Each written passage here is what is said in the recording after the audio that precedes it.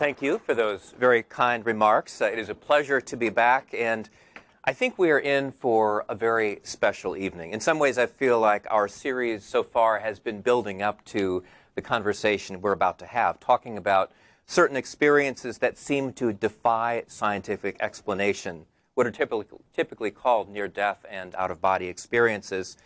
Now, as you know, this is an extremely controversial subject, which often pits purely materialist explanations against explicitly religious ones. This evening, we will hear a variety of perspectives on our panel, and we're going to have some fun. Now, the reason I find this topic so fascinating is that near-death experiences push us to the edge of what we know about the nature of consciousness, which I happen to think is the most exciting frontier in science today. And as Richard mentioned, I'm a little bit biased here. I produced a big radio series on the subject last year. Not only are stories of near-death experiences remarkable in themselves, they raise profound questions about what is often called the mind-body problem and whether there is any dimension of consciousness that exists beyond the brain. And lucky for us, we have a terrific panel to sort out these questions. So let me introduce our speakers. Peter Fenwick, at the far end of the panel there, is a neuropsychiatrist affiliated with Maudsley Hospital, the John Radcliffe Hospital in Oxford, and the Broadmoor Special Hospital for Violent Offenders. He has a long-standing interest in questions about consciousness and is a leading clinical expert on near-death experiences. His books include The Art of Dying and The Truth in the Light, an investigation of over 300 near-death experiences. Mary Neal, in the middle, is an orthopedic spine surgeon based in Jackson Hole, Wyoming. She attended the UCLA Medical School and completed her orthopedic surgery training at the University of Southern California. She's the author of the memoir To Heaven and Back, which tells the remarkable story of her life-changing experience while being pinned underwater in a kayaking accident in Chile. Her story was recently featured on Anderson Cooper's show 360 on CNN. Kevin Nelson is a professor of neurology at the University of Kentucky Medical Center, where he practices clinical neurology and neurophysiology. He serves on the board of directors of the American Association of Neuromuscular and Electrodiagnostic Medicine. He has a particular interest in what's happening in the brain during intense spiritual experiences. He's the author of The Spiritual Doorway in the Brain, a Neurologist's Search for the God Experience. And finally, Sam Parnia has a doctorate in cell biology and is also an MD. He's an assistant professor of medicine at the State University of New York at Stony Brook, where he is director of resuscitation research. He also directs the Awareness During Resuscitation Study, and he's the author of two popular science books, What Happens When We Die and Erasing Death, the science that is rewriting the boundaries between life and death. Welcome, all of you. Thank you.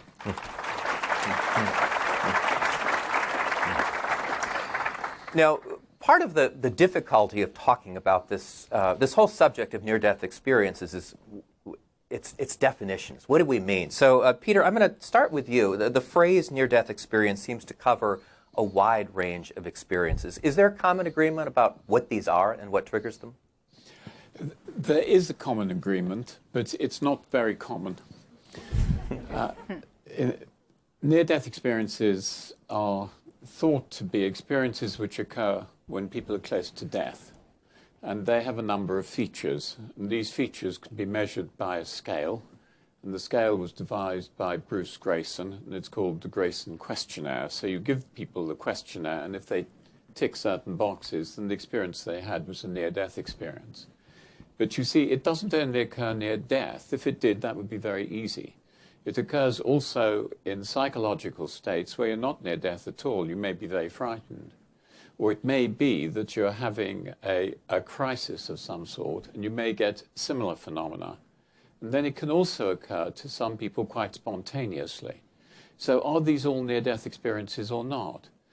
So when I looked at near-death experiences, I thought there was very little point in looking at near-death experiences which would occur if I didn't know what the brain was doing.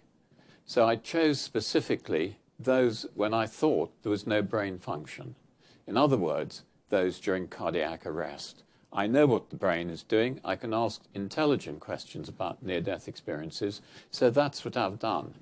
So there's no absolute agreement, but if you get a score on the Grayson scale, and you have an experience where you go down a tunnel, meet a being of light, go into an English country garden. You can tell I'm English.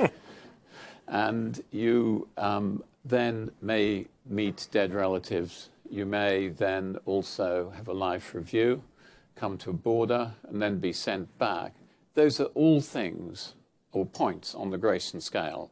And if you get over 7 of these, then you're said to have a near-death experience.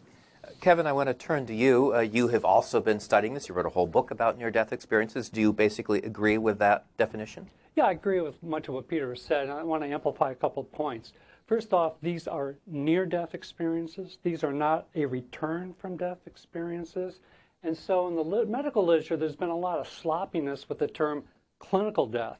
Well, clinical death to a neurologist means your brain's dead, and that's not what's happening here. In fact, during these experiences, the brain is very much alive and very much active. So I think we, from a neurologist standpoint, that has to be very clear. The other thing that Peter pointed out that I think is really worth going into some detail is that many of the triggers for these experiences are, in fact, simple fainting. The brain, because of its metabolism, requires constant blood flow. Now, if that blood flow goes below a threshold for 10 seconds, that threshold is 23 milliliters per 100 grams of brain per minute, for those of you who are, like numbers, consciousness will be lost in 10 minutes. That doesn't mean that the brain's not functioning, and it doesn't mean the brain is dead. It simply means that the functioning is impaired. There's a second threshold of blood flow if it's diminished to about 17 milliliters per 100 grams of brain per minute, where irreversible brain damage is going to start occurring. And that generally begins in depends on the extent that the blood flow is diminished, can start in 2 to 3 minutes, but it can also take several hours. So you're saying there's no such thing as coming back from clinical death? There is no coming back from clinical death, and let me make this very clear. When a brain dies, the cells, the nerves, which comprise that brain burst like a water balloon because we have an inrushing of sodium or calcium, and that causes the cells to lyse. You can't put Humpty Dumpty back together again. Once that neuron bursts, it's gone. Now, when a critical number of these neurons die within the brain, then the whole organ may reach a point where it's irretrievably dead. Okay. Sam, I want to turn to you. Do you agree with that definition of clinical death? Well, I think, if I may, I'll take a step back, actually, to sort of perhaps give my perspective on what Peter started out with and what was just being said. You have to remember where we've come from to be able to appreciate this question a bit better, which is that if you think about it, for centuries, if not millennia, people have tried to reverse death. Who wants to die? Nobody wants to die. People have tried that, and, well, there are exceptions these days. Who used to want to die, they didn't, right? And unfortunately, human beings were not successful at reversing death. And essentially, the way that death has been defined and still continues to be defined in most cases is when the heart stops beating. Because when the heart stops beating, a person stops breathing immediately, and the brain also stops functioning because there's no blood getting into the brain. And that's why people develop fixed and dilated pupils. So you've seen that in the films. Those are the 3 criteria by which doctors today define death. That's when they write your death certificate. So this perception was created that there is a moment of death that could not be reversed because there was no science to do so. Now, 2 important things occurred in the 1960s which changed this enormously. And the first thing was that there was the advent of modern intensive care medicine, where essentially people who were critically ill, who were going to die, were now able to be preserved using life support machines. So a bit like an airplane that's about to crash, but now you have a system to pull it up and prevent the crash from happening and people coming back out of it. The second thing that was discovered at the same time, quite by chance, was modern cardiopulmonary resuscitation, or CPR, which essentially allowed physicians to restart the heart in people after they had gone beyond that traditional threshold of death. So what then occurred over the ensuing couple of decades was that actually more and more, thousands, millions of people were now being brought back to life, either because they'd been very close to death or they had temporarily gone beyond the traditional threshold of death. And these people had incredible experiences. They were universal, as Peter pointed out. They described seeing beings of light. They described going through a tunnel, a beautiful place, having a review of their lives, and sometimes watching events that were going on in hospitals. Now, we as scientists, when this was first described, like anything that's described for the first time, were perplexed, because essentially it was a new phenomena. And although the people who had the experience believed that they were real, the scientific reaction really reflected people's own personal views, like much of what our perceptions about life and death is. If you were to go out there today and ask people what you'll find their perception about what happens after death reflects their cultural beliefs, their religious beliefs, their personal beliefs, or a combination of. That's why there are thousands of opinions out there. But I want to jump in on one point, because it seems like there's a disagreement between what you're saying and what Well, I was Kevin about was to touch saying. on that, but I think Okay. that's important just to get the framework of where we're coming from. So now what Kevin was mentioning, which I think is very valid, is, and this is what's been discovered more in the 21st century, is that essentially after a person dies through the conventional ways, which is, and it's defined in two ways. One is what I just described, which is circulatory failure, when your heart stops. And I would say to you, as an intensive care physician, 95 to 99% of patients that we define, write a death certificate for them, this is the mode of death. Now, the other thing, though, that's happened is that when those people have died, what we now understand is that those brain cells don't immediately go through the process that Kevin just mentioned. They don't immediately disintegrate and disappear. There's a process that can take potentially hours. So now, understanding that, another dilemma that's come about, which is what Kevin was referring to through intensive care, is that you can have people who would have traditionally died by their heart stopping or breathing, but are now being maintained on life support machines in my intensive care unit, but have had massive brain injuries, such that the brain itself can independently die before the heart has stopped.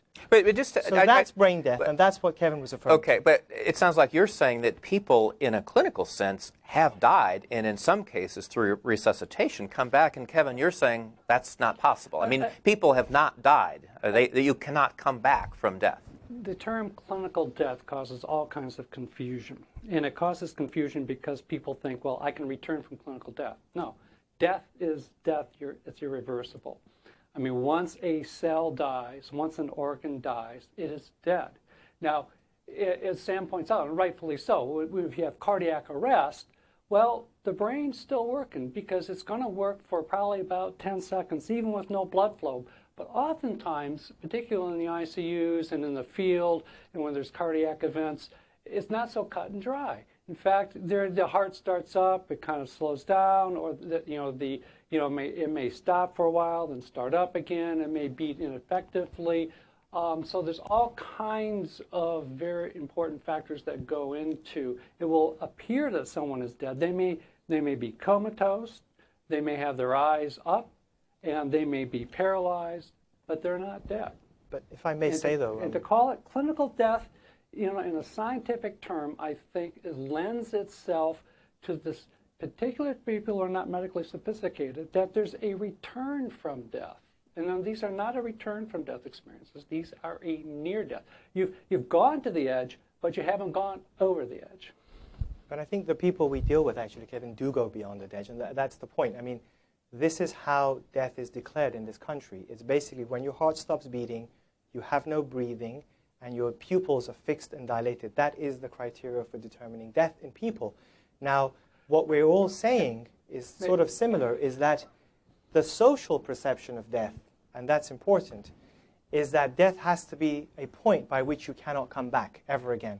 And that may be that we need to redefine the way we even issue death certificates in the future. But right now, and if you think about the guy who on the street right now potentially is having a car accident as being declared dead by ambulance crews who arrive there, that's the way that they have died. They haven't yet developed that permanent brain death.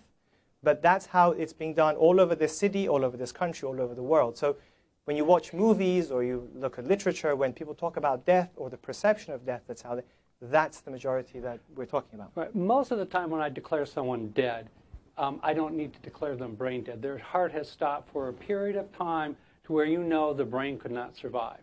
but it's the brain surviving or not, which is the critical factor here. We're talking about the brain, during these experiences. When you speak to experience, when you speak to human experience, you're speaking about the brain. I would tell you, I would add one other thing, because part of this whole discussion is, and we could spend the whole night trying to talk about what is death, but the reality is there are many different definitions of death. I would go a step further and tell you that my own definition of death at this point is when the spirit leaves the body. And having that's a matter nothing of to do, faith, well, and not science. That is I'm just faith. telling And you- and I think that's perfectly acceptable. But you have to realize it's a different definition of death. And the it's not point a I'm science making one, is though. that we can discuss it all night, but we're never going to come up with a universal definition of death, because the fact is there are probably 5 acceptable and reasonable definitions of death, each person from their own perspective. How you write the death certificate, how you monitor it That's with exactly what I'm EEGs. saying, Mary. Yes, you can define it however you like, but when you speak to human experience, you're speaking to the human brain. And so if you're speaking to death in the brain in context of death, you should speak to that organ's death, not to some surrogate phenomena of the heart stopping. That's a secondary phenomenon. I think we're going to come back to this question of how we define death. Peter, how universal are these near-death experiences? I mean, is someone in China or Nigeria reporting basically the same kind of experiences as Americans do? They're worldwide. Not only are they worldwide, they've also been throughout history. And certainly as far as Western history goes, right back to the Greeks, there are accounts of near-death experiences at that time. But the interesting question that's been raised is, are they the same? If you're Chinese, will you have the same experience as you would if you were American, if you were an Indian? Would it be the same? Well, no, there are cultural components. So, in fact, they're different in different countries. And the sorts of differences are fairly simple. For example, I gave you what happens in European countries, in America. The fact that you go down a tunnel, that you meet a being of light, and then go into this nice English garden and have a life review. In fact, if you were in China, you'd probably do the same thing. But if you were in India, then you wouldn't. There probably wouldn't be any tunnel. You certainly wouldn't go out of your body before you go down the tunnel to meet the being of light. And in primitive societies, hunter-gatherers, they're much, much simpler than that. Just to give you the flavor for it, there's one well-known hunter-gatherer experience where a man died, and he got into a canoe, paddled for 3 days to an island. I expect it was like an English country garden. He stayed there, and then he paddled all the way back again. Now, that has the same sort of flavor as the near-death experience as we do today in Europe and America. So there are definite differences between Why would different certain people. cultures see the tunnel, the white light, and other cultures not? I don't think it's really known. We can talk about the Indian experience because that's been studied much more. In India, they believe in the god of death, and he has messengers called Yamduds. And he sends his Yamduds out to take the person and bring them back. So when you die, you're picked up by a Yamdud. You go back to where the god is, and he looks in the book and sees exactly what you've done. Now, what Ian Stevenson, who studied them, said is quite often the guard who's reading the book says, "Hey, you brought me the wrong person. Take him back immediately. I didn't want that Patel. I wanted one of the other Patels." And Ian Stevenson called this official bungling. So there are very specific cultural phenomena which do occur. Well, I want to turn to Mary now because you have had a remarkable story. You've written a whole book about it, nearly dying in a kayaking accident in Chile back in 1999. And I know you wrote a whole book about it, but can you briefly tell us the story of what happened? I'll tell it very briefly. and try to address some of the more detailed aspects that will address some of the more scientific questions that I perhaps didn't focus on in the book. And my experience began when my husband and I went to Chile to kayak. And we are avid kayakers, so this was not on a lark. And we decided to go on a river that's well known for waterfalls. It's something that was certainly within our skill set. We were kayaking down this section of river with friends of ours who are professionals that do this for a living. And when I came to the first big drop, the circumstances were such that I had to go over the main part of the waterfall instead of a smaller chute. And so I started over the drop, which was about 15 feet in that range. And when I saw the bottom, I certainly saw tremendous hydraulics, no clean outflow. And I have to preface this first by saying that I did grow up as a child of the 1950s, was taken to Sunday school, never really expected to incorporate that into what I was or into my life. And then I went off to college and medical school and residency and the whole deal. And I absolutely would say that before this experience, I would have responded yes if someone said, "Do you believe in God?" But I also absolutely subscribed and joined what I really feel is its own religion, which is really the religion of the intellect.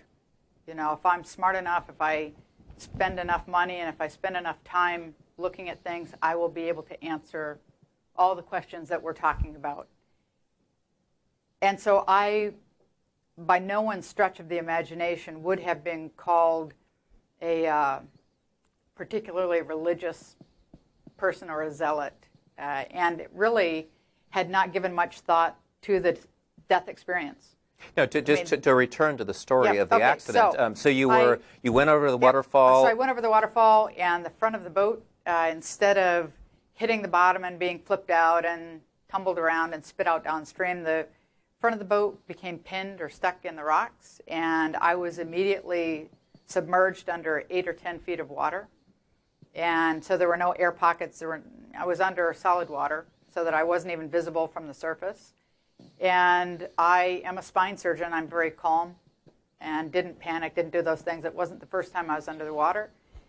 Tried to free the boat, tried to free me from the boat. Became clear that nothing was working, and I'm a very pragmatic person. I knew that I was about to drown, and I asked that God's will be done. And the moment I asked that, I was immediately overcome with a very, very physical sensation of being held and comforted and reassured that everything was fine. My husband would be fine, my 4 young children would be fine, regardless of whether I lived or died. And we then went through a bit of a life review, and we looked at events not in isolation or judgment, but really looked at the beauty that came out of every event.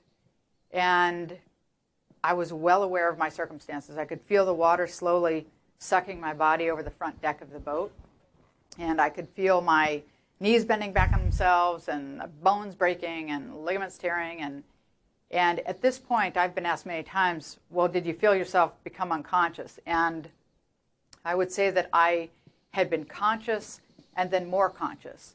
And I was still me. I was still my same somewhat cynical, analytical self.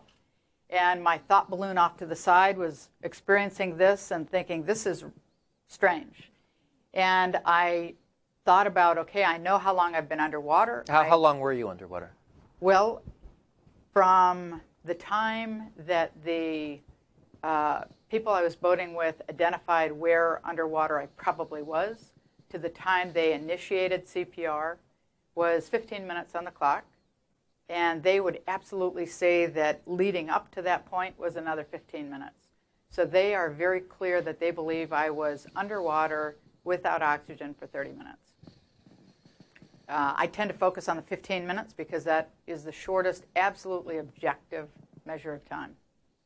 But I felt my body coming out of the boat. I felt my spirit peeling away from my body, and I could feel then my spirit rise up and out of the river.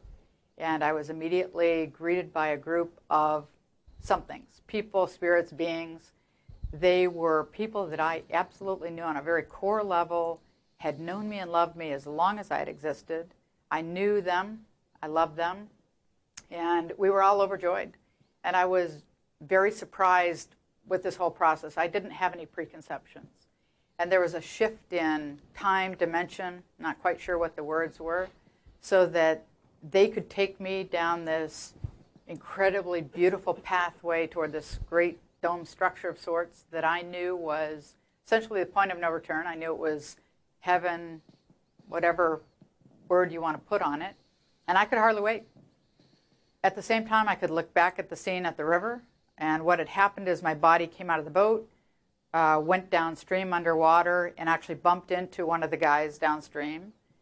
They pulled me out, started CPR, and I could see them do CPR. One guy was never able to divorce himself from the fact that it was me, his friend, kept calling to me to come back and take a breath. And I eventually would say, okay, and I'd interrupt our progress. I'd go back down this path, lie down, take a breath, and then rejoin these people, these spirits. I eventually did make it to this threshold, although he kept calling me back again and again and again. It was really very irritating. I did. So you didn't want to come back? Well, I hate to say it because my daughter is here, but one of the remarkable things, and really one of the things that was a great surprise to me, was an absolute sense of being home and an absolute sense of looking at my body, recognizing that that was my body, and that represented my life here. It represented my children. It represented my husband, and I had a great life. I had a husband that loved me. I loved my children more than I could ever imagine loving something on earth. I was not trying to escape something. I had everything to come back for, yet I had absolutely no intention of coming back, no desire whatsoever, part of which is I had been reassured. It wasn't just, that's actually why I didn't tell my story for many years. I never wanted my children to know that I hadn't wanted to come back. I didn't want them to feel that they hadn't been enough of a reason. I'm sure we'll come back to some of the details of your story, but just to back up for a moment, you said that you were brought up as a Christian. Maybe you didn't have that strong a faith before, that certainly you have since. Do you think your background as a Christian, as a person of faith, shaped the nature of this experience? I do, to a degree. I absolutely believe that there is one God, and that is the God of all of us, and I believe that God speaks to us in the way we will understand. And I believe that we are greeted by God's most gentle messengers, and that is different for each of us. So for me, for example, when I think about my experience, what speaks to me and makes me feel wonderful is color and flowers and aromas. And that's what I experienced. If I had heard Bach or Mozart, I would have thought I was in the wrong place. I mean, that doesn't speak to me. But it's the same here on earth. The mountains speak to me, the desert speaks to other people. And so I do think that culturally, our initial experience is influenced by what we are. But I also think that that makes sense. Because if someone in the boat came to collect me, that would create fear because it would be unknown. But instead, it was a situation that made me feel wonderful. And I, too, felt this absolutely pure, all-encompassing, overwhelming love. Well, we have a panel full of scientists here. So we've just heard this remarkable story. What do the rest of you think of it? What do you make of this? There are one or two points which I'd like to raise. The first one is the question of the life review. They're mainly found in Western experiences, so we'll probably all have life reviews if we have a near-death experience. And well, 12% of us will anyway. So that's one point. And the other point is that if you, certainly in our series and in most series, if you look at the religious affiliation of the people, it has absolutely nothing to do with whether or not they have an experience or not. Will an atheist have an experience like this? Atheists will have exactly the same experience. Really? So, yeah, you don't... You including beings of light, angelic type creatures? Yes. Oh, yes, absolutely. And Peter, may I interrupt you just for a minute, though? Because I have a feeling that as people are hearing what you've been saying, the impression is that everyone has these experiences and they're all similar. But I want to make clear that everyone doesn't have an experience. And I think that's important because one of the explanations that people would like to say is that, gee, this is the result of a dying brain and it's entirely a physiologic experience. If you break your leg, I can tell you the physiology. And everyone is going to have a very similar experience, 100%. But the fact is 100% of people who are near death don't have an experience. And if it were purely a physiologic experience, everyone would have it and they would all be very similar. Well, I want to turn to Kevin now because you have written a book that basically tries to explain these experiences through physiological means. Yeah, I think using a broken leg is not a great parallel here when you're talking about the brain. That's the orthopedist in you, and I'm a neurologist. There are certainly shared elements because we have shared physiology. We essentially all walk around with the same brain, that's what we share in common with our species. But there are definitely cultural differences, as Peter pointed out, and there's age-related differences too. Children who have near-death experiences are more likely to see, wizards and castles and Santa Claus, and maybe Jesus, depends on their background, than they are to see Elvis, for example. I mean, in fact, Raymond Moody, who wrote a book, who coined the term near-death experience, wrote an entire book on people seeing Elvis Presley, in their near-death experience. Now, actually one of the questions I want to ask Peter was, do the people in the wilds of Papua New Guinea ever see Elvis? And my guess is not. My guess is that... Your guess is quite right. Yeah, we are bringing what we have as our life experience to this very dramatic event. And one thing I want to point out with Mary, and I mean, does it really matter what the brain is doing? I mean, the real value for Mary is how it transformed her and deepened her faith. That is really, in many ways, the most important thing that we should remember about this. I mean, I had a great meal last night, but do I care what my pancreas was doing at that time? No, I enjoyed my meal. So, knowing what the physiologic basis of the experience is doesn't necessarily take away its value. In fact, it doesn't. In many ways, I think it enhances its value. As a famous physicist once said, it doesn't hurt to know the mystery, to know a little bit about the mystery. I want to come back to this question of how much our prior beliefs shape the experience. Now, you said that atheists have these experiences. Indeed, they do. Why? I mean, presumably they don't believe in angelic beings. No, they don't believe in angelic beings. We have two atheists in our series. The first one, and this, if you were listening to Mary, she was very careful about what she was saying. She was talking about the interpretation of the experience as she saw it. Well, if you were an atheist, you'd interpret the experience as you see it. And our first atheist refused any sort of being in the experience. What they did was they dissolved into pure energy, and they floated through a blue environment with pure energy. They came to the light, and they had the same experience of the overwhelming feelings of love, and then the experience ended. So it was not populated in quite the same way as Mary's experience was. The other one was very similar, but this time there were more people who they met, and they met dead relatives, which is very common in near-death experiences. So the fact that you don't believe anything is going to happen doesn't stop it happening. I want to talk about another experience that often goes along with these near-death experiences, what are often called out-of-body experiences. Now, Mary, it sounds like you had one. I mean, basically where you're having this trauma, you have this sense of your spirit separating and often coming back and watching what's going on. And we've heard these stories of people who they say after they are revived that they could overhear the conversation in the operating room and report details. Sam, what do you make of those stories?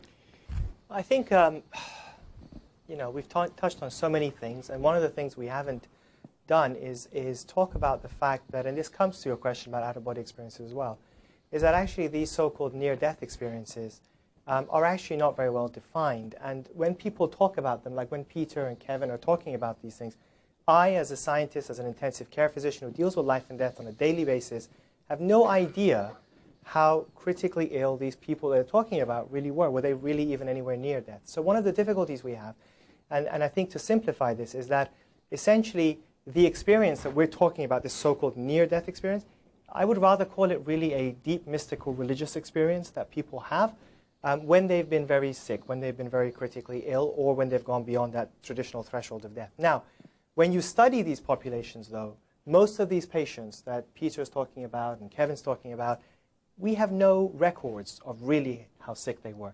And so often, the reason why there's a lot of debate between scientists is that people are lumping a lot of different experiences under the same umbrella term. For instance, a person in my intensive care unit who's critically ill from meningitis or from massive bleeding, hemorrhage, or from massive stroke, and who are about to die, have very different physiological processes. And therefore, mixing everything creates confusion. So now when you go to out-of-body experiences, we have the same issue, that certain people, such as Mary, who had a cardiac arrest, who traditionally went beyond the threshold of what people describe as death, and could see things going on.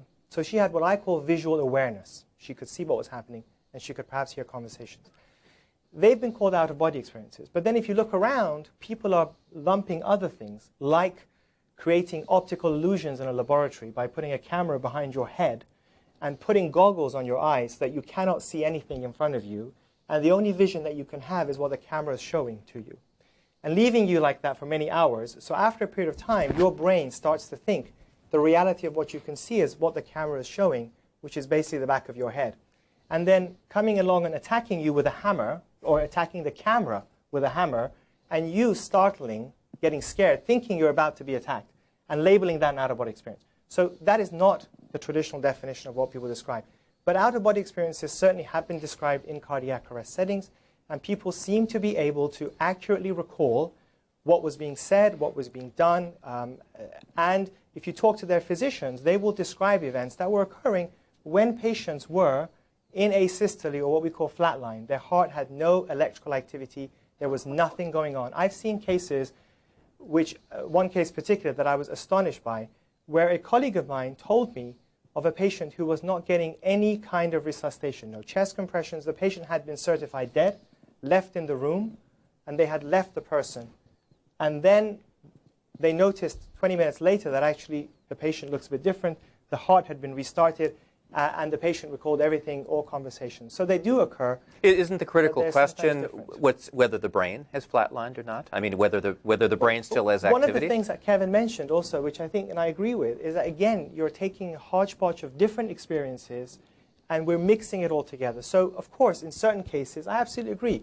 There are people whose brain hadn't flatlined. They hadn't even necessarily technically gone beyond the threshold of their heart stopping. But there are certainly cases where people have flatlined both from a heart perspective and from a brain perspective. And paradoxically, which we cannot explain, they are able to tell us exactly what was going on in the same way that anyone in this room would do, except the only difference is, for everyone else here, their cortex, this part of the brain that we need to relay consciousness, is working perfectly well. In these people, at best, their brain is fully dysfunctional, or, as I said, completely flatlined. Kevin, how do you explain out-of-body experiences? There's actually very little to no controversy in the neurologic circles about out-of-body experiences. One of the remarkable things is that they're actually very common.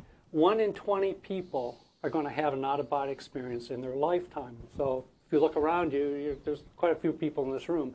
In fact, oftentimes when I speak, people will come up to me afterwards and say, geez, I had one of those, and I really told everybody about it. So feel free to do that if you choose. But why are they so common? Well, first off, they happen commonly during syncope. That is simple fainting, harmless fainting.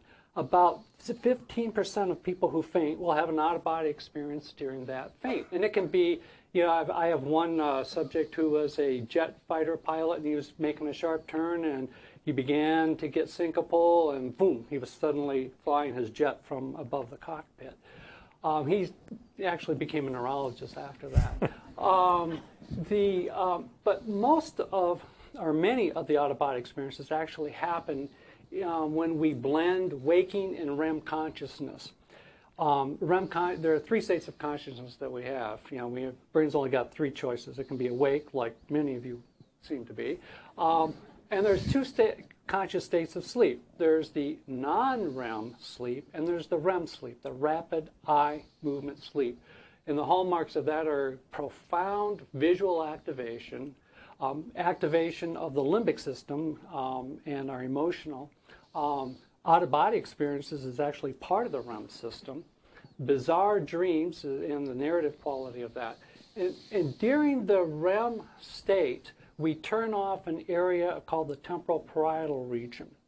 Now, this is an area about here, which is important in synthesizing our experiences. It takes information from our inner ear, where we are in the gravitational field. It takes our vision, and it takes where our body sense seems to be, like where your right foot is right now. You didn't know that before I mentioned it, but now you're thinking about it. Well, that all comes in this one area.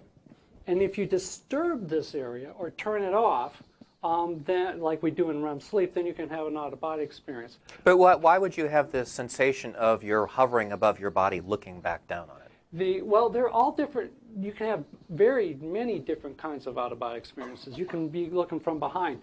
There are none that I'm aware of where you're down below on the ground. You can be off to the side, you can be behind, you can be in front, you can be on top. It's very common to be above, and that's a question I think needs some further thought. But the important thing is, for example, Ulf Blank, a neurologist in Switzerland, has taken an electrode in this area, and he'll apply the current that's about 1/100th of a 60-watt light bulb. When he flips the switch on, boom, they're out of body. They can be above, they can be hovering behind. Turn the switch off, they're back in. So you're going up and down, kind of like the elevator out there, up and down out of your body. So there are very, and we've known this for a long time, and we've known this since the 40s when Wilder Penfield stimulated the temporal area and produced out-of-body experiences during neurosurgery. So we know that these can be done on a very non-spiritual and threatening context. In fact, when we looked at our 55 people who've had a near-death experience and looked at their out-of-body experience, they were as likely to have an out-of-body experience during REM intrusion, that is when REM and waking consciousness were blending, as they were to have it during the near-death experience itself.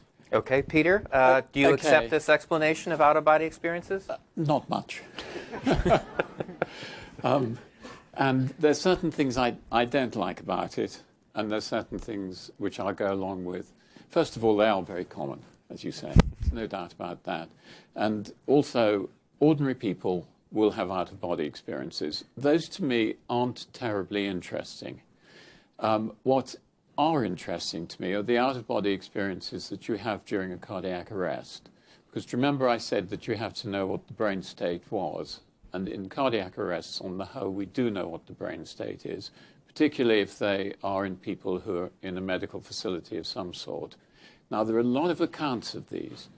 And one would normally think, okay, the person comes out of their body and then goes down the tunnel or something. It's not quite like that. They come out of their body and they perceive what is going on around them. Now, this is very important if your brain is not functioning, or certainly as far as one can get to it from the medical data, it's not functioning. But that's the first thing which is interesting. The second thing is they can get veridical or true information of the environment around them. Now, if that is true, then it suggests that mind and brain can separate. So that's the first point. And so you have to look at these ones very carefully, because there is nothing in our current science which suggests that mind and brain can separate, because our science says that mind is created by the brain. So you need to look at these experiences. So the first thing is, can they get true information? The next thing about the experiences is that they don't only get information from where they are in the OR room, they get it also by going through walls and hearing conversations from other people.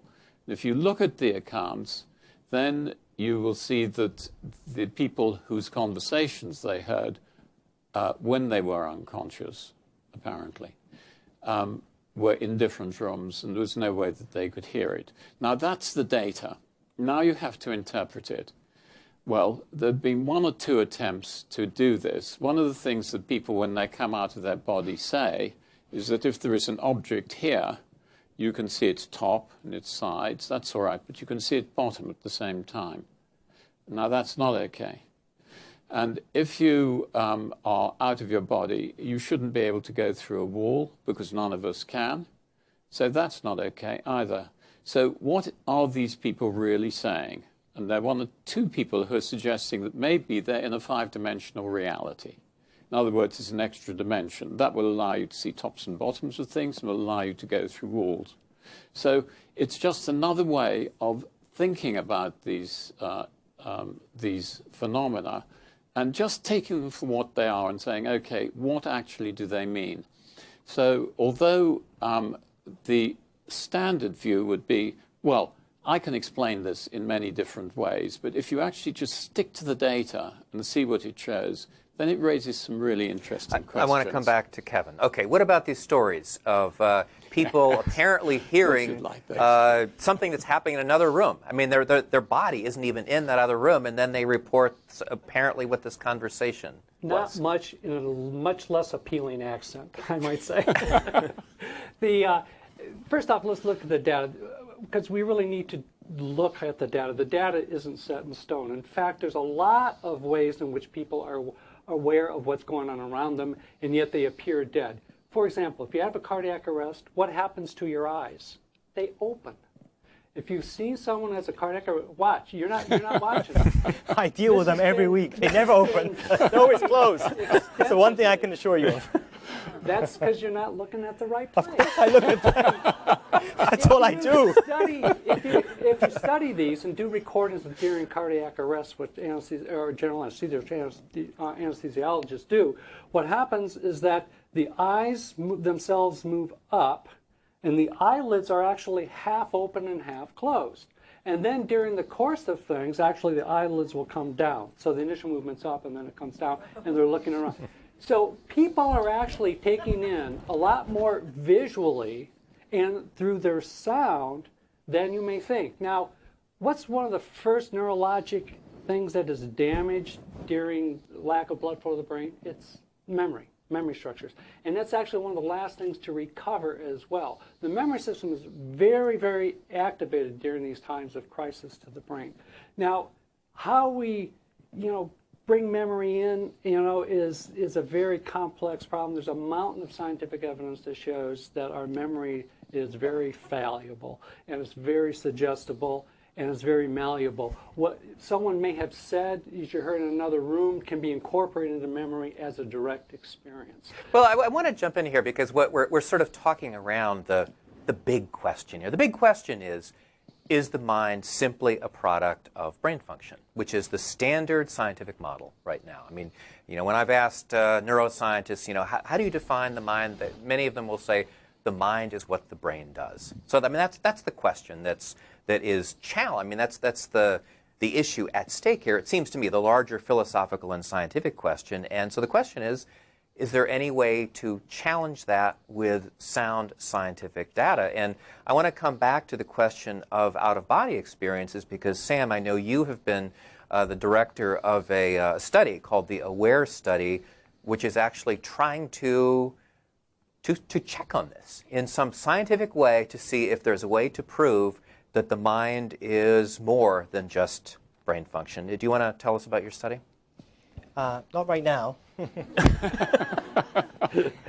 I just wanted to actually, before we can do that, I just need to touch back on, it's important for everyone to understand what we're talking about. I deal with cardiac arrests every week.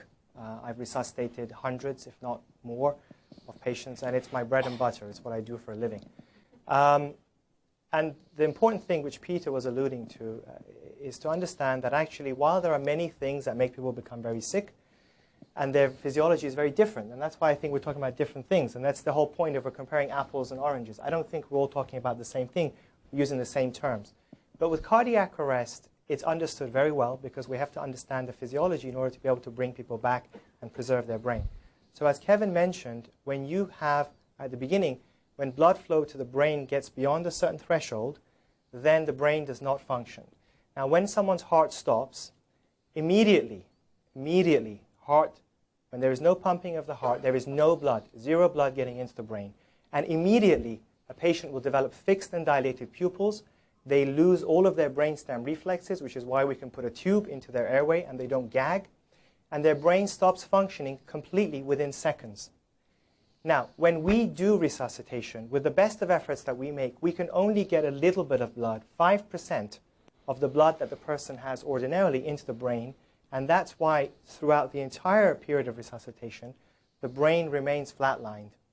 And the pupils remain fixed and dilated. The brainstem does not function. The only cases where that may be an exception is if we have transiently restarted the heart and we lose it again. But when the heart doesn't beat, that's the case. Now, interestingly, to go to your question of consciousness, what we have is that we have many thousands, if not millions of people now who are reporting these incredible experiences from all over the world, many of whom have described our doctors, our nurses, conversations of what was going on. But you cannot have a functioning cortex in this time. It's not possible. So we're left with a paradox. So this led us to put together a more definitive study, which we call Awareness During Resuscitation, to try to iron out some of these issues. And part of that was to try to study the quality of oxygen getting into the brain and hopefully improve outcomes for our patients so they don't end up brain damage. And part of it was also to try to study these recollections that people have. Now, our study has been analyzed, and we will be releasing the results soon. But I can just give a little snippet, if I may, just because everyone asks us. And what we have found, and this is not just my interpretation, these are experts. We have at least 20 experts from neurology to psychiatry to various fields of neuroscience to emergency medicine who have conferred the findings that essentially our data suggests that these so-called out-of-body experiences, at least when they occur in the cardiac arrest setting, which is why I call them visual awareness, cannot be defined as a hallucination. They cannot be defined as a hallucination. They are not consistent with what we call a hallucination. Furthermore, what we've also managed to demonstrate is that essentially when a person has died, technically the way they're defined dead, that what happens to our consciousness is that it disappears from the external view. So a bit like how you go for surgery and you're given a general anesthetic, and you may appear that your consciousness is not there, it hasn't disappeared off the face of the earth. It's just not present. And so essentially, death is not something to be afraid of. And the final point, which I think is important, and it touches on a lot of things that were said, is that actually when you talk to people after the experiences, they're expressing many different memories. Some of the people who are telling you that they had a near-death experience, they're telling you about memories that were occurring a week or two later in the intensive care unit. And so the problem I have with a lot of the studies that my colleagues were quoting here is that you're taking people who had an experience 10 years ago. Who knows really what was going on at that time? So it's very important that going forward, we study the experience people have in cardiac arrest. I'm sorry, I'm fascinated by this, but I just want to address one aspect, because a couple of people have mentioned these recollections, these memories, and one of the things that I find sets a near-death experience apart from any other experience.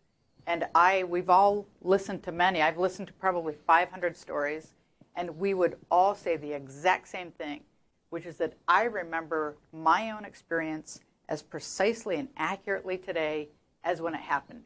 And it's the experience of remembering something in the present tense. It's not recalling a memory from 10 years ago or 50 years ago. You're saying there's a different quality to this kind of memory. It is entirely qualitatively different from any other experience. Dream, hallucination, or big event in your life, it is a qualitatively different type of memory. So it's really not a recollection.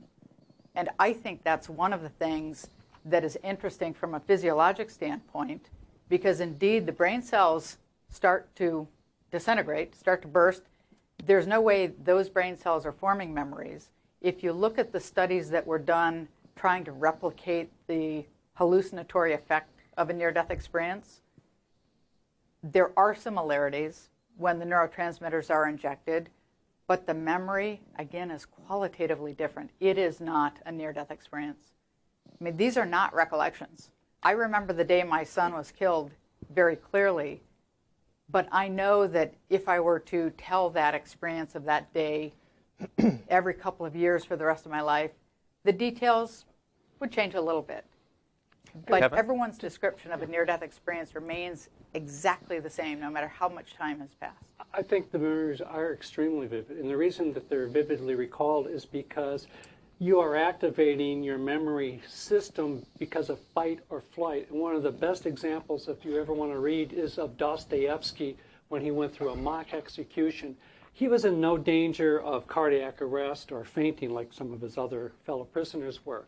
But his memory for the experience, which he wrote about later, is extremely much. The problem like with that is in those 500 stories, have only talked to a handful of people who chose to return. And they chose to return for very specific reasons.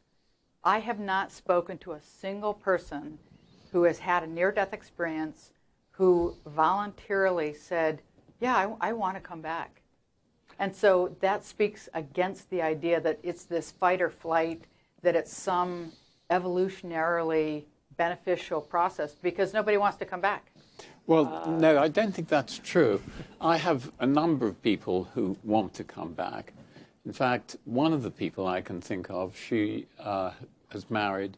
She had a child. The child was about 6 months old. And there was a lot of ironing to be done. And she got all the ironing in a basket. And she had her cardiac arrest. And she had her near-death experience, and she went down the tunnel, met the being of light. And then there was a discussion with her father, who had already died.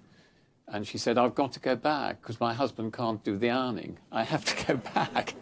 And that was the reason that she said. In fact, some of them do have reasons for why they come back. I think it's important, though, I think, just to touch on what Mary says. And I think, Mary, that's why I strongly look into calling people's experiences such as yours no longer near-death experience, because as you probably agree, medically there is no such thing as being near-death. It's a very unscientific term.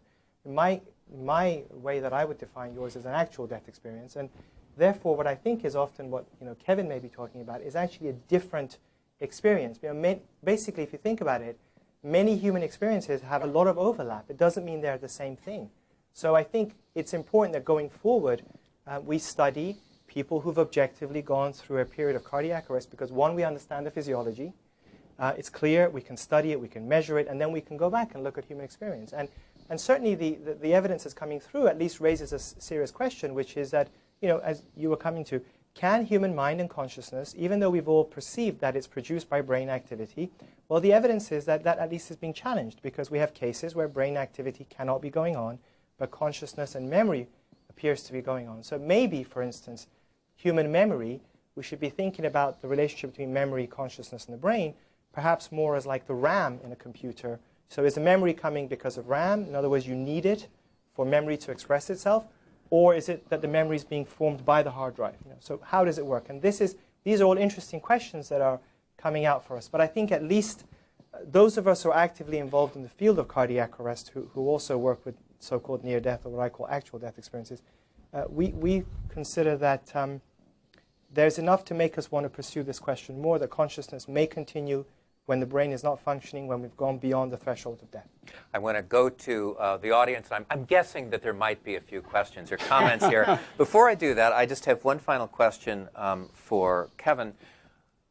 What would it take for you to accept the idea that consciousness can be separated from brain function? What would be the study that would prove that for you? Well, the answer to that is very long, but let me give the general principle of it. I'm going to rely on the words of the astronomer Carl Sagan. That is, extraordinary claims require extraordinary evidence, and that's a high bar, and we need a high bar. Can you be more specific than that? What would be? Is there an experiment that could be done that would prove this? Science deals with the objectively verifiable. Now, these are subjective experiences, and so they by themselves are difficult to objectively verify. So it's going to require a study that will objectively verify this individual's experience, and it will mean that they are, in fact, clearly their brain is not functioning. Could such a study be done? Yes, it can be done. Okay. There are roving mics here. Please raise your hands, and we will. Here, let's go to the gentleman right over here.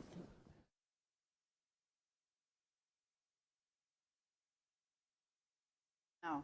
I spent many months trying to come up with an alternative explanation. But no, the water wasn't cold. I wasn't young. We were in the middle of a very inaccessible river in the middle of southern Chile. I did not have Sam's expertise. We had You nothing. did well without it. 99. So no, there really is no, at the end of spending many months collecting data, my conclusion was that my experience absolutely was outside the boundaries of science and outside the boundaries of medicine. There were no explanations I could find.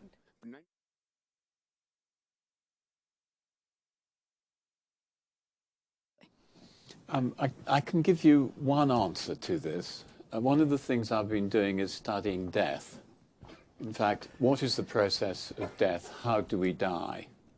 And so we've got two things here. We've got the near-death experience with the going down the tunnel being of light, the special area that you go into. And so that's and only in cardiac arrest, only do it in cardiac arrest. So that tells us then that there is something very special going on for whatever reasons during the time the heart stops. So we need to look for other outliers when consciousness is in some way disintegrating. And in fact, the time to do this is to look at death itself. And if you look at death itself, one of the things you find, that as you come closer and closer and closer towards death, a whole lot of the phenomena that you see in the near-death experience start occurring to the people who are dying. For example, they see dead relatives who come into the room. As they go on to the next stage, they exist in two realities. They exist in the reality which is full of light and love and spiritual beings and dead relatives. Then they're back in the hospice. Then they go back to the other reality again. Then they're back in the hospice. And so as the whole consciousness fragments, what seems to come through in the dying is this other reality. But Peter, that's a sort of cross-validation. But if I can interject, I mean, the question was, can science Yes, get it a can. handle on this? I Yeah, mean, absolutely. can you go beyond the subjective, however extraordinary, the subjective stories? I mean, can using the tools that we have at the disposal of science right now, can they verify this? Well, I'm sure that one of the things we could do is to start putting people who are dying in scanners so that we can actually see what their brains are doing. But I'm not sure that this would pass many ethics committees. So, Sam, you were saying that science can definitively test this. I think the ladies asked a very interesting question, and I think that the point we have to remember is that at any given era, scientists will set sort of boundaries for what knowledge that is known at that time. And things work within that boundaries, but always there are things that don't quite fit in there. And many times, most scientists will ignore that. They'll try to stick to the framework that they have because it's more comfortable. And they'll continue researching that area. And then sometimes you have to go and look beyond. So what we have right now is certain phenomena that are challenging our worldview, and we have to be able to explore them. So I think to be able to explore this, the question essentially that I think you're asking is, can we test somehow scientifically the idea that consciousness, and by consciousness I want to be clear, what we're talking about is what the Greeks called the psyche or the soul, that thing that makes us who we are. It's just a scientific term for me, for the self. Can we test whether that can be separate from brain function? Right. And so I think one area to do this is looking at times where, whether we like it or not, the brain has to be shut down. One of those is when the heart stops and there's inadequate blood getting into the brain. So we could continue the sorts of studies we've started with the AWARE study. But another area, which is perhaps more controlled, is looking at certain groups of patients who have to go for surgery where their only option is to have their body cool down to such an extent, basically to 18 degrees Celsius, which is around 60 degrees Fahrenheit, that their brain also flatlines. The brain cannot function. There's no circulation at all. And to study whether consciousness continues or stops. So if, obviously, when the brain doesn't function, consciousness also completely stops, and there is no element of that, then that suggests that consciousness must be produced from the brain. If, on the other hand, you can get reports of people who can accurately have awareness, they can see things or hear things, and we can validate those claims, then clearly that suggests that consciousness may be functioning independent of the brain, and that in that case, perhaps the brain is acting more as a mediator rather than the producer of consciousness. But how do you know that? You can set targets for them. No, but many of the stories might be that people talk about might be as they are coming out of this unconscious state, and maybe the doctors assumed that they were unconscious. That's a very good point.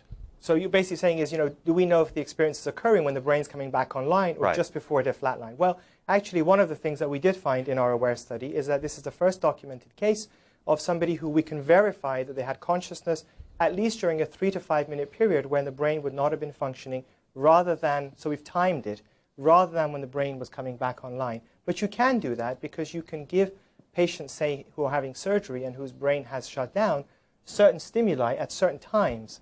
And then if they can recall them, you know that it was occurring when the brain had flatlined. You also can give them stimuli when the brain has come back online. So you can distinguish when the consciousness or activity of the mind or psyche or soul or whatever term you want to use it is going on. Okay. Before we go to the next question, Kevin, do you want to respond? Yeah, let's take a little different tack. First thing what you cannot do is reproduce much of the context of near-death experience. That is the fear of dying. And that takes away a great deal. But that doesn't mean we cannot have human models for near-death experience. In fact, we already do. In 1994, a neurologist in Germany by the name of Lempert had 42 people experience syncope. They were young college students. And he recorded their subjective experiences. And when he compared those to Raymond Moody's reports, there are in fact no differences. That includes the tunnel, seeing other beings, having out-of-body experiences. So in fact, we already have a model for near-death experience, but again, we can't put it in the context of fear of your dying. And the context is important. You can't underestimate the context in which these experiences are occurring.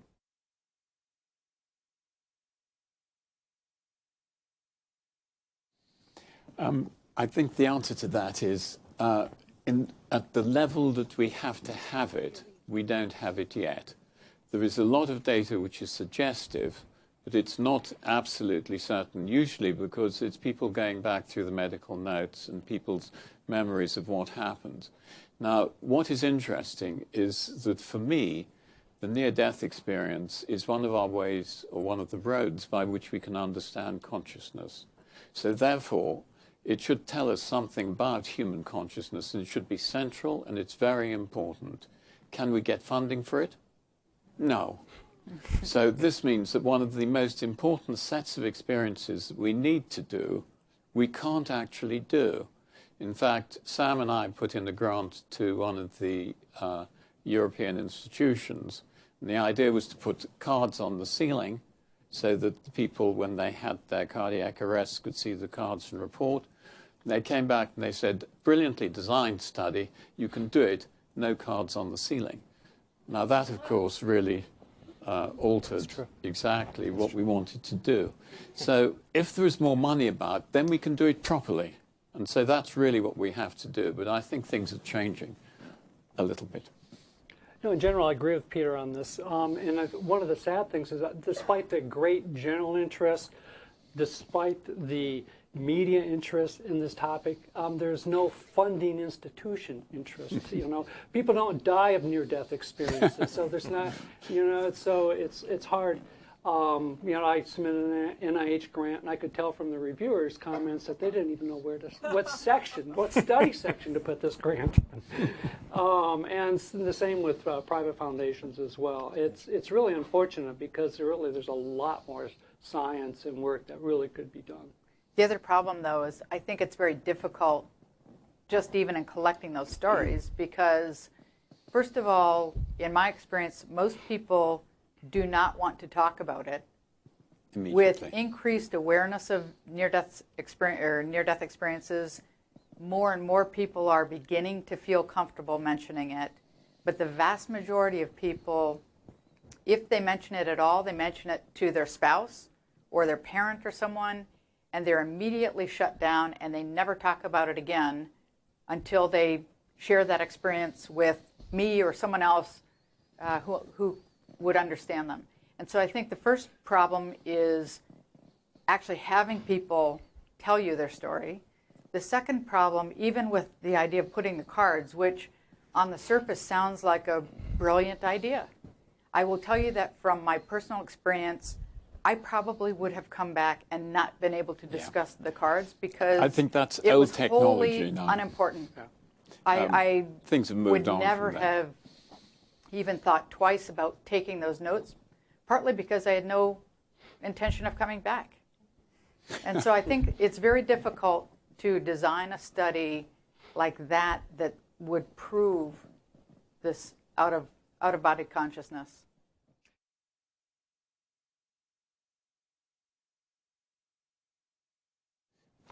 Yeah, actually, I mean, people can have out-of-body experiences if they want. I mean, first of all, you can make yourself faint. You know, it's the old party trick: squat down, hyperventilate, stand up quickly, and Valsalva. In fact, that's one of the things that kind of got me interested. And I did that as a youth and had an ESP experience. I thought, wow, that's strange. So it sort of got me going. The other is that you can develop a technique called lucid dreaming. And in REM sleep, you turn off the dorsolateral prefrontal area of your brain, and that's where most of our executive function takes place. And if you don't turn that off, then we can have lucid dreaming, where you have insight that you are actually in a dream. Normally, we lose that insight as part of the usual aspect of sleep, but you can train yourself to have lucid dreams, and during lucid dreams are often out-of-body experiences because you're simultaneously turning off the temporal parietal area. Time for just quick answers to that. Thank you very much for that comment, and the way that you introduced it, I think, was absolutely correct. Rather than looking at these things entirely through the perspective of near-death experiences, perhaps we can look at other methods which can change consciousness. Well, of course, what you've got is the near-death suggesting a model, and if we can model this in other different ways so that we can get the same phenomena, then it'd be an excellent thing to do. But I can also suggest to you that you probably won't get much funding for that at the moment either. Kevin's lucid dreaming, I've done a lot of work on lucid dreaming. And in fact, one of the first papers I published was on lucid dreamers. And I just don't find his phenomena. The sorts of things that Kevin talks about certainly weren't in my group of lucid dreamers. We were doing simple experiments, like, for example, if you held up a finger, is it a real finger or not a real finger in the dream? Well, in fact, in lucid dreams, you can actually check that. So what you can do it with your friends when you go out, is lift up your finger and then hold your head steady and scan it with your eyes, and you'll see, those of you who are close enough, is that my eye's following it.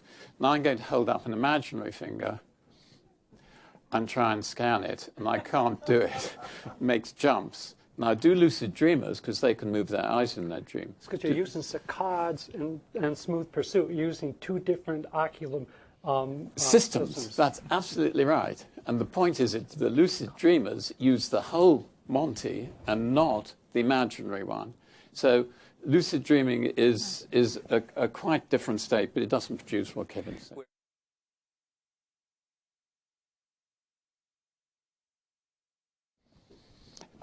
Yes, that came from me, and that came also because I had to look at a PhD thesis, and the basis of the PhD thesis was what happens if we take the veridical near-death out-of-body experiences as, in fact, being a correct reflection of reality. Now, of course, as soon as you get into quantum mechanics, then the whole pattern changes enormously, and the whole idea of us being separate is something that quantum mechanics doesn't recognize. We're all connected. And so I think that the ideas of near-death experience and the relationship to physical theories of mind is very important. We could go on, but we are out of time. Thank you so much for coming. Thank you, our panelists. It has been very wonderful.